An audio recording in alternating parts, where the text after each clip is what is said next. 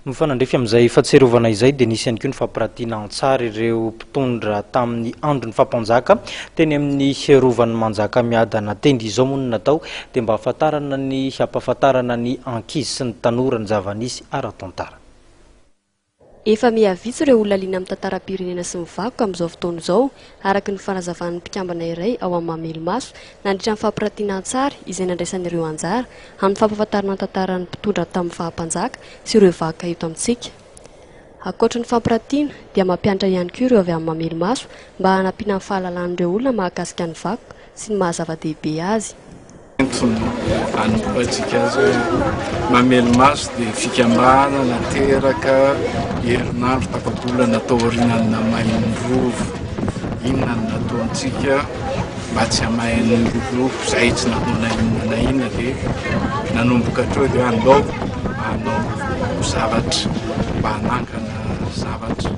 Dia izay no asan'ny Mamelimaso manarona ny vakoka tranainy ireny zavatra simba ireny ohatrany hoe vavahady, tamboho, lalakely, fasana ravo dia mampianatra ihany koa manao fampirantiana fampisehoana toy izao dia miresaka amin'ny ankizy mandresy lahatra ny lehibe manazava ny hoe inona ny andraikitry ny tantara, inona ny andraikitry ny zavatra lasa ny fedina ankehitriny.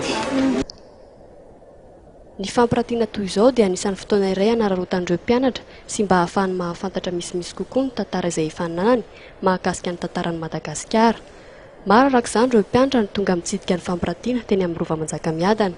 Fantapantatra kely fotsiny. Dia inona zao no fantatra momba ny Rova hoe ino izany izany?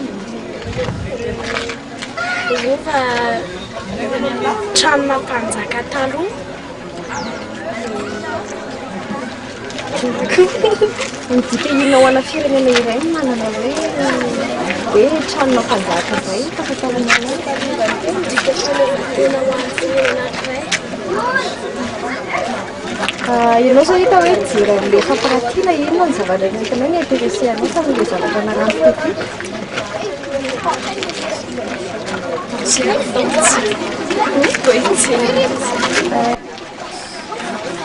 Manan-tantara hoy izy taloha, tao daholo mpanjaka rehetra fandiny. Izy mahay koa faha-panjaka.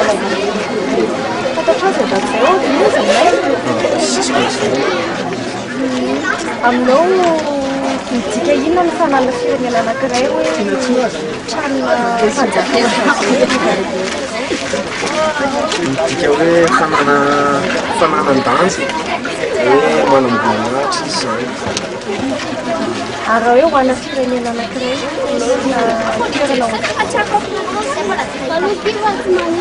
hoe fahatsiarovana izany. Antony iray mahatonga ireo tanora amin'izao fotoana izao hanadino ny tantaram-pirenena sy ny mahazava-dehibe ny vakoka sy ny soatoavana ny tsy fahampiany fampianarana eo aminazy ireny. Tsy anisany lahara-pahamehana intsony ny soatoavana sy ny vakoka hoy nambaran'ireo avy amin'ny Mamelimaso.